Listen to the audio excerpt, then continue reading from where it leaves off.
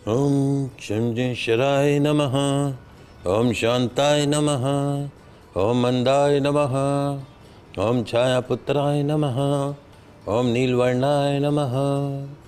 भगवान श्री शनिदेव के श्री चरणों में नमन करके, वंदन करके, प्रणाम करके, धोख देकर आज के शुभ दिन की शुभ वेला को हम प्रारंभ करते हैं। जय जय शनिदेव, जय जय Shanidev. First India news Rajasthan के विशेष शो गुड लक टिप्स के सभी दर्शकों का मैं राज ज्योतिषी पंडित मुकेश शास्त्री हार्दिक अभिनंदन करता हूं, स्वागत करता हूं। आप सभी दर्शकों के ऊपर भगवान श्री हरि का, माँ लक्ष्मी का, माँ बगलामुखी का आशीर्वाद और कृपा दृष्टि हमेशा बनी रहे। आप सभी का कल्याण हो। आज आपके पसंदीदा शो गुड लक टिप्स में हम बात करेंगे देवउठनी एकादशी के बारे में। साथ ही साथ ज़्यादा से ज़्यादा संख्या में आपकी समस्याओं का निःशुल्क लाइव समाधान भी करेंगे। तो जल्दी से आप अपने फ़ोन उठाइए और कीजिए हमें कॉल। हमारा नंबर आपकी टीवी स्क्रीन पर नीचे की तरफ फ्लैश हो रहा है। तो चलिए शो की शुरुआत करते हैं आज के शुभ संयोग के साथ में। ग्रह गोचर से जुड़ी जानकारी हो, व्रत उपवास से जुड़ी जानकारी हो, आपकी समस्याओं का निःशुल्क लाइव समाधान करने की बात हो, आपके इस पसंदीदा शो गुड लक टिप्स में पिछले 11.5 वर्ष से लगातार किया जा रहा है। चलिए आगे बढ़ते हैं, जानते हैं आज का शुभ संयोग। दोस्तों, आज शनिवार का दिन है, दिनांक 1 नवंबर सन 2025। कार्तिक मास के शुक्ल पक्ष की 10वीं तिथि प्रातःकाल 9:11 तक रहेगी। तत्पश्चात एकादशी तिथि प्रारंभ हो जाएगी, जो कि रविवार दिनांक 2 नवंबर सन 2025 को प्रातःकाल 7:31 तक रहेगी। देवउठनी एकादशी व्रत स्मार्तों द्वारा आज शनिवार दिनांक 1 नवंबर सन 2025 को किया जाएगा। वहीं उदयात तिथि में एकादशी तिथि होने के कारण और द्वादशी युक्त होने के कारण देवउठनी एकादशी व्रत वैष्णव जन द्वारा रविवार दिनांक 2 नवंबर सन 2025 को किया जाएगा। जो उदयात तिथि में व्रत को प्रधानता देते हैं, उन्हें देवउठनी एकादशी व्रत रविवार दिनांक 2 नवंबर सन 2025 को करना चाहिए। आज से भीष्म पंचक व्रत प्रारंभ हो जाएंगे। तुलसी विवाह रविवार दिनांक 2 नवंबर सन 2025 को किया जाएगा। त्रिस्पर्शा महाद्वादशी व्रत रविवार दिनांक 2 नवंबर सन 2025 को किया जाएगा। आप सभी दर्शक ध्यान रखिएगा, शनिवार दिनांक 1 नवंबर सन 2025 को स्मार्तों द्वारा देवउठनी एकादशी का व्रत किया जाएगा और रविवार दिनांक 2 नवंबर सन 2025 को वैष्णव जन द्वारा देवउठनी एकादशी का व्रत किया जाएगा। तुलसी विवाह रविवार दिनांक 2 नवंबर सन 2025 को किया जाना शास्त्र सम्मत रहेगा। आप सभी दर्शक इसका लाभ उठाइएगा। जानते हैं आज का राहुकाल का समय। आज प्रातःकाल 9:23 से पूर्वाह्न 10:47 तक राहुकाल का समय रहेगा। इस समय के मध्य में किसी भी तरह के नए कार्य को प्रारंभ नहीं करना चाहिए। जानते हैं आज का दिशाशूल। शनिवार को आपके शहर से पूर्व दिशा में दिशाशूल रहता है। तो यदि आज आप अपने शहर से पूर्व दिशा की तरफ यात्रा प्रारंभ कर रहे हैं, तो इस यात्रा को सफल बनाने के लिए घर से निकलते समय थोड़ा सा अदरक खाकर निकलेगा। आपकी यात्रा निर्विघ्न रूप से संपन्न होगी। जानते हैं आज के शुभ चौगड़िया मुहूर्त। आज प्रातःकाल 8:23 से प्रातःकाल 9:23 तक शुभ का चौगड़िया मुहूर्त रहेगा। दोपहर 12:10 से दोपहर 1:34 तक चर का चौगड़िया मुहूर्त रहेगा। दोपहर 2:57 से सायकाल 4:20 तक अमृत का चौगड़िया मुहूर्त रहेगा। अभिजीत मुहूर्त दोपहर 11:48 से दोपहर 12:32 के मध्य में रहेगा। आप सभी दर्शक इसका ध्यान रखिएगा, लाभ उठाइएगा। आइए दोस्तों, अब बात करते हैं देवउठनी एकादशी पर राशि अनुसार किए जाने वाले उपाय के बारे में। तो देव उठनी एकादशी पर कैसे भगवान शालिग्राम की पूजन अर्चन आपको करनी है उसको समझ लेते हैं। क्या उपाय करने हैं, क्या भोग लगाना है, कैसे अभिषेक करना है उसको समझ लेते हैं। तो जल्दी से कागज कलम लेकर बैठ जाइए, लिखते जाइए, समझते जाइए। राशि अनुसार देव उठनी एकादशी पर भगवान श्री शालिग्राम का अभिषेक एवं पूजा विधि। शुरुआत करते हैं मेष राशि से। मेष राशि वाले हमारे दर्शक, देव उठनी एकादशी के दिन अनार के रस से भगवान श्री शालिग्राम का अभिषेक कीजिएगा। भगवान श्री शालिग्राम जी को चंदन, इत्र, तुलसी दल अर्पण कीजिएगा, सफ़ेद तिल अर्पण कीजिएगा, पुष्प अर्पण कीजिएगा। तुलसी रखकर गुड़ के बने मीठे पुओं का भोग लगाइएगा और दान भी कीजिएगा। ओम श्रेष्ठाय नमः, ओम श्रेष्ठाय नमः, ओम श्रेष्ठाय नमः, इस मंत्र का यथाशक्ति जाप कीजिएगा। भगवान श्री शालिग्राम का पूर्ण आशीर्वाद आपको प्राप्त होगा। बात करते हैं वृषभ राशि की। वृषभ राशि वाले हमारे दर्शक, देव उठनी एकादशी के दिन गंगा जल से भगवान श्री शालिग्राम का अभिषेक कीजिएगा। शालिग्राम जी को चंदन अर्पण कीजिएगा, इत्र अर्पण कीजिएगा, तुलसी दल अर्पण कीजिएगा, सफ़ेद तिल अर्पण कीजिएगा, पुष्प अर्पण कीजिएगा। नारियल की बर्फी का भोग अर्पण कीजिएगा और नारियल की बर्फी का दान भी कीजिएगा। ओम परमात्मने नमः, ओम परमात्मने नमः, ओम परमात्मने नमः, इस मंत्र का यथाशक्ति जाप कीजिएगा। भगवान श्री शालिग्राम जी का पूर्ण आशीर्वाद आपको प्राप्त होगा। बात करते हैं मिथुन राशि की। मिथुन राशि वाले हमारे दर्शक, देव उठनी एकादशी के दिन भगवान श्री शालिग्राम जी का आंवले के रस से अभिषेक कीजिएगा। किससे महाराज? आंवले के रस से अभिषेक कीजिएगा। शालिग्राम जी को चंदन अर्पण कीजिएगा, इत्र अर्पण कीजिएगा, तुलसी दल अर्पण कीजिएगा, सफ़ेद तिल अर्पण कीजिएगा, पुष्प अर्पण कीजिएगा। शुद्ध देशी घी का दान मंदिर में कीजिएगा, ब्राह्मण को कीजिएगा। ओम अक्षराय नमः, ओम अक्षराय नमः, ओम अक्षराय नमः, इस मंत्र का यथाशक्ति जाप कीजिएगा। श्री शालिग्राम जी का पूर्ण आशीर्वाद आपको प्राप्त होगा। कुछ कॉलर भी हमारे साथ जुड़े हैं, उनकी समस्याएं भी ले लेते हैं। पूरण जी जुड़े कोटा से, प्रश्न पूछे पूरण जी। हाँ नमस्कार दोस्त। नमस्कार। पत्नी के बारे में पूछना। 4 फरवरी 1974। हाँ, समय शाम 5:36 शाम का। 5:36 बरेली उत्तर प्रदेश। 5:36 बरेली उत्तर प्रदेश। जी, प्रश्न क्या है आपका? एक तो सर ये पत्नी के भविष्य के बारे में पूछना है। एक घर में क्या है, शांति नहीं रहती, हमेशा अनबन सी रहती है। देखिए, 2 चीज़ें हैं पूरण जी इस जन्म कुंडली के अंदर। एक तो पूर्ण रूप से कालसर्प दोष बना हुआ ही। जिन जातकों के जीवन में ऐसा कालसर्प दोष बनता है, उनका जीवन जो है वो सर्प जैसे चलता है। कोई भी काम में स्थिरता नहीं रहती है, हर काम में अड़चन आना, हर काम में रुकावट आना, जो काम आज होना है वो 4 दिन बाद होना। दूसरा, आपकी जन्म कुंडली के अंदर सूर्य शनि के घर में बैठा है, पितृदोष बना हुआ है, अर्थात आपके परिवार में 3 पीढ़ियों में कोई अकाल मृत्यु का दोष है। उस दोष के कारण, पितृदोष के कारण आपके घर में अशांति का माहौल रहेगा। 4 जने एक साथ एक कमरे में कभी बैठ नहीं पाएंगे, जब भी बैठेंगे कुछ ना कुछ विवाद हो जाएगा। तो अब क्या करना है? एक तो आपको उज्जैन जाकर पितृदोष की शांति करानी है और उसके साथ साथ में आपको कालसर्प दोष की शांति करानी है। घर में पितरों के नाम का देशी घी का दीपक प्रतिदिन पानी के मटके के पास प्रातःकाल के समय रसोई घर में जलाना चाहिए।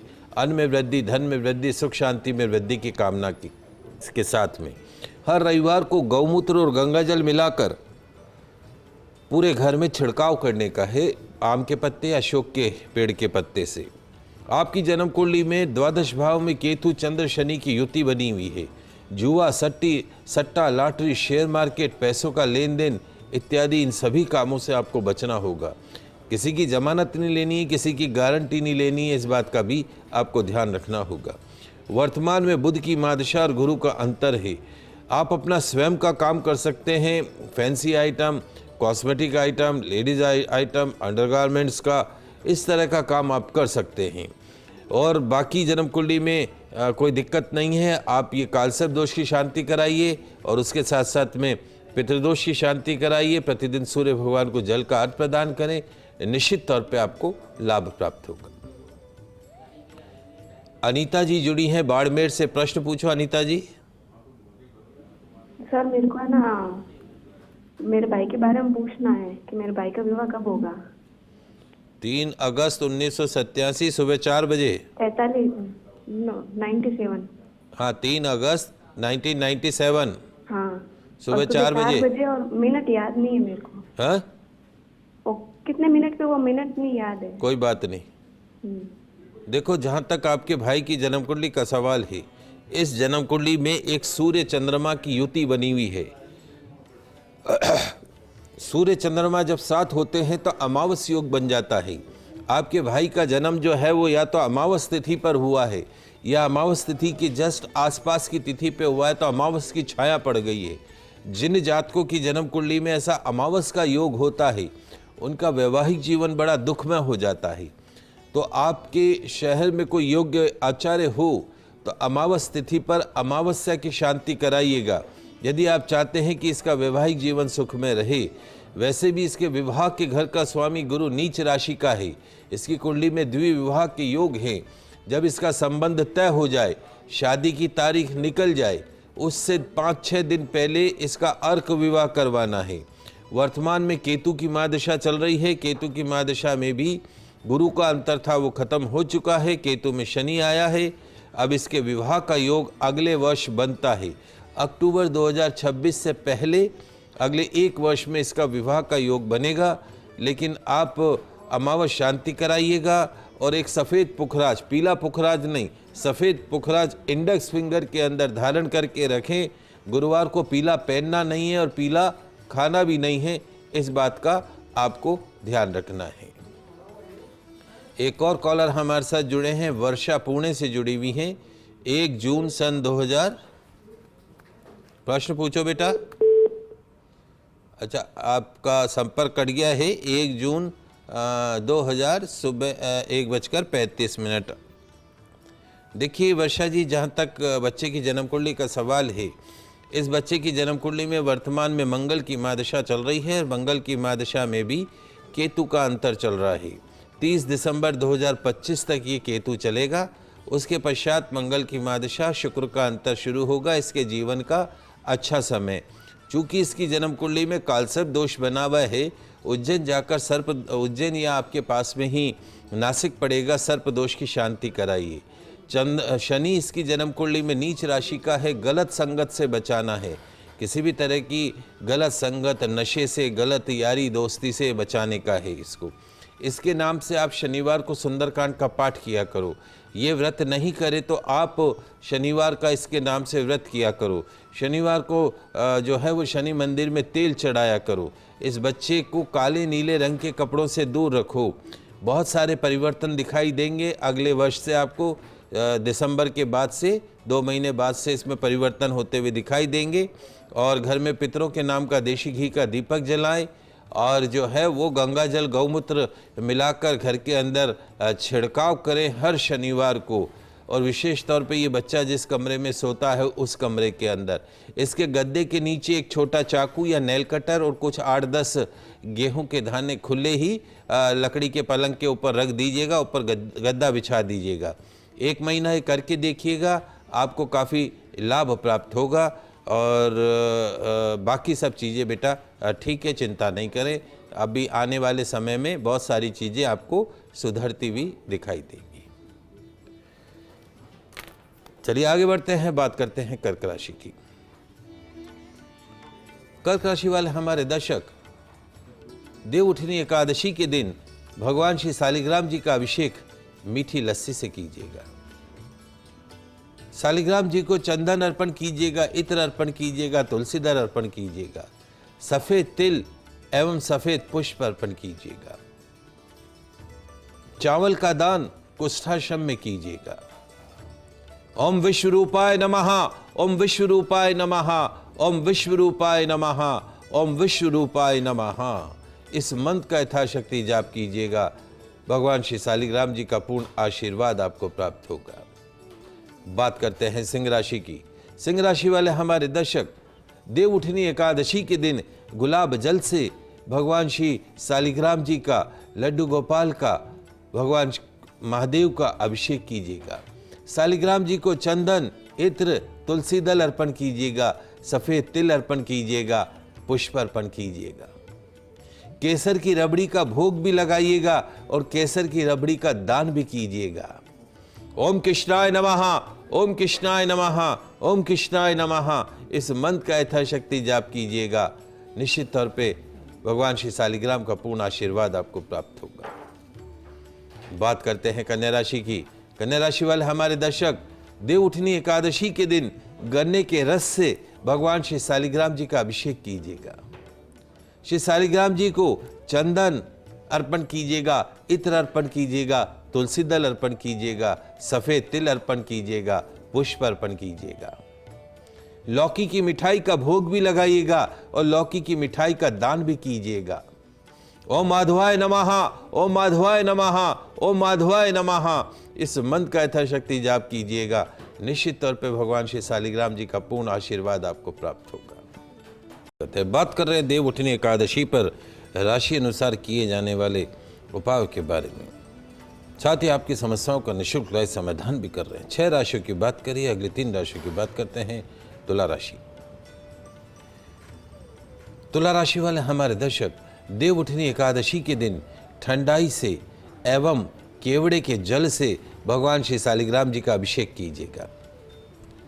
शालिग्राम जी को चंदन अर्पण कीजिएगा, इत्र अर्पण कीजिएगा, तुलसी दल अर्पण कीजिएगा, सफेद तिल एवं पुष्प अर्पण कीजिएगा। श्रीखंड का भोग भी लगाइएगा और श्रीखंड के पैकेटों का यथाशक्ति दान भी कीजिएगा। ओम सिद्धाय नमः, ओम सिद्धाय नमः, ओम सिद्धाय नमः। इस मंत्र का जाप कीजिएगा, भगवान श्री शालिग्राम जी का पूर्ण आशीर्वाद आपको प्राप्त होगा।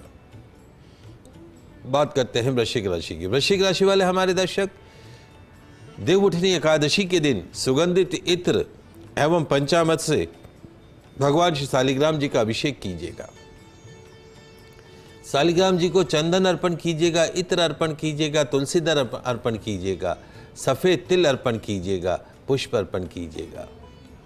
कलाकंद मिठाई का भोग अर्पण कीजिएगा। ओम अच्युताय नमः, ओम अच्युताय नमः, ओम अच्युताय नमः। इस मंत्र का यथाशक्ति जाप कीजिएगा, शालिग्राम जी का पूर्ण आशीर्वाद आपको प्राप्त होगा।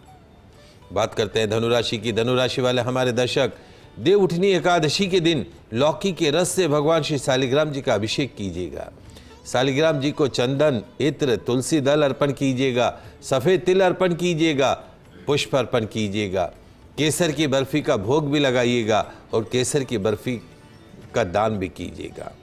ओम ऋषिकेशाय नमः, ओम ऋषिकेशाय नमः, ओम ऋषिकेशाय नमः। इस मंत्र का यथाशक्ति जाप कीजिएगा, निश्चित तौर पे शालिग्राम जी का पूर्ण आशीर्वाद आपको प्राप्त होगा। एक उत्तराखंड से मणिमोहन जी जुड़े हैं हमारे साथ में अपने बेटे के लिए। 21 अप्रैल 2004। प्रश्न पूछें। पंडित जी नमस्कार। नमस्कार। पंडित जी, मेरा बेटा का जन्म डेट है 21/4/2004। जन्म स्थान ऋषिकेश। कहाँ बर्थ कहाँ का इसका, जन्म कहाँ का है? उत्तराखंड में। जन्म कहाँ का है इसका? ऋषिकेश, उत्तराखंड। ऋषिकेश। हाँ जी, प्रश्न पूछे। इसका टाइम है 4:08 शाम। देखिए, जहाँ तक बच्चे की जन्म कुंडली का सवाल है, इस बच्चे की जन्म कुंडली के अंदर पूर्ण एक तो अमावस तिथि का जन्म है इसका। अमावस तिथि अर्थात अमावस तिथि पे या अमावस तिथि के आसपास का इसका जन्म है, क्योंकि सूर्य चंद्रमा की युति बनी हुई है। तो अमावस तिथि की विधिवत शांति कराइए। जब अमावस तिथि आए तो वहाँ आपके यहाँ जो योग्य आचार्य हो उससे बात करके इसकी अमावस की शांति कराइए। दूसरा, इसके कालसर्प दोष बना हुआ है। उज्जैन या नासिक जाकर जहाँ ज्योतिर्लिंग हो वहाँ इस पूजा का विधान है। तो उज्जैन या नासिक जाकर बच्चे की कालसर्प दोष की शांति कराइए, नहीं तो इसका जीवन सर्प के मानिंद चलेगा। जैसे सर्प चलता है वैसे इसका जीवन चलेगा। शुक्र अच्छा है, अपना स्वयं का यदि काम करें तो निश्चित तौर पे लाभ प्राप्त होगा। लोहा, इलेक्ट्रॉनिक, इलेक्ट्रिकल, हार्डवेयर का काम कर सकता है, फैंसी आइटम, गिफ्ट आइटम इत्यादि का काम कर सकता है, विदेश में भी जा सकता है। कुंडली बहुत अच्छी है। अभी वर्तमान में मंगल की महादशा चल रही है और मंगल की महादशा में भी चंद्रमा का अंतर है, लेकिन सर्प दोष होने के कारण जीवन के अंदर रुकावटें, अड़चनों का सामना करना पड़ेगा। तो आप एक बार इसकी बच्चे की सर्प दोष की विधिवत शांति करवा लीजिए, बाकी बच्चे का भविष्य उज्जवल रहेगा, इसमें कोई दो राय नहीं। आगे बढ़ते हैं, बात करते हैं मकर राशि की। मकर राशि वाले हमारे दर्शक, देवउठनी एकादशी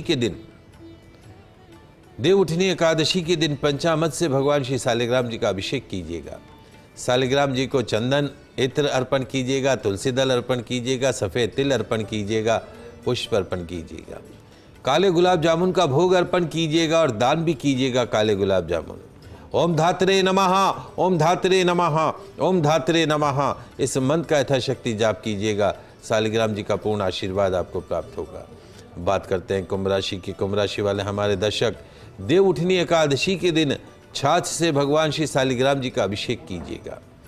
शालिग्राम जी को चंदन अर्पण कीजिएगा, इत्र अर्पण कीजिएगा, तुलसी दल अर्पण कीजिएगा, सफ़ेद तिल अर्पण कीजिएगा, पुष्प अर्पण कीजिएगा।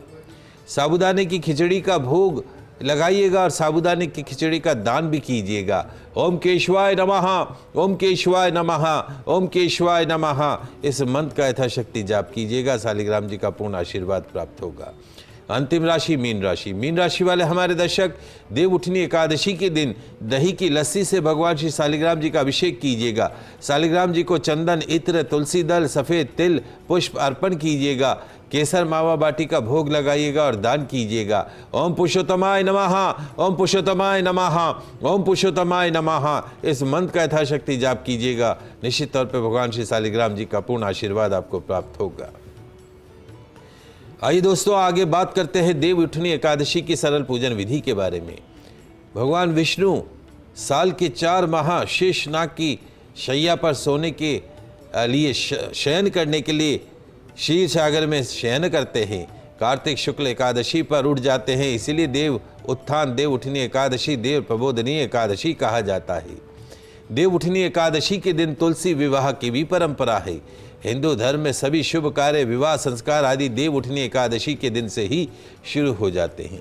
आइए जानते हैं देवउठनी एकादशी की सरल पूजन विधि। देवउठनी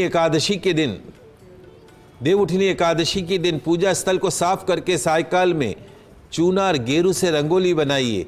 घी के 11 दीपक देवताओं के निमित्त प्रज्वलित करने चाहिए। भगवान विष्णु को निद्रा से जगाने के लिए घंटा, शंख, मृदंग, नगाड़े, वीणा आदि वाद्य यंत्रों को बजाना चाहिए और बोलना चाहिए कि हे गोविंद, हे गरुड़ ध्वजर, आप उठे, आप जागते हैं तो तीनों लोग जागते हैं, आप पधारिए।